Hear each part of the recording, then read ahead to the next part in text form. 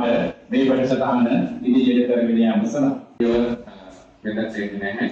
දැන් පුරවැසියන් තමයි එක සිලෙක්ට් මේ රියදුරාන්වල සුවාන් විනයාස් ඇති කිරීමට අනුමත යනවා.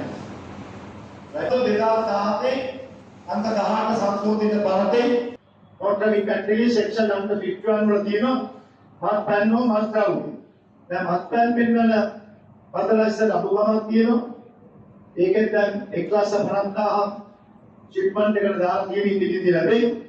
ඊට අමතරව truck testing machine තමම USA එකේ කියලා night vision 2 කියන ගාන තියක්.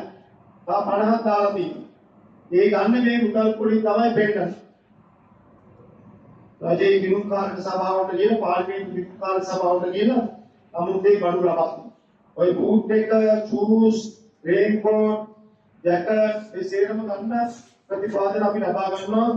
තමුන් මේ පාර්ලිමේ ඉඳලා මහජනයා උදෑසන රැකියාව සඳහා පිටවෙද්දී තමුන් මාර්ගයේ ඉන්නවා. වර්තමාන විත්තා.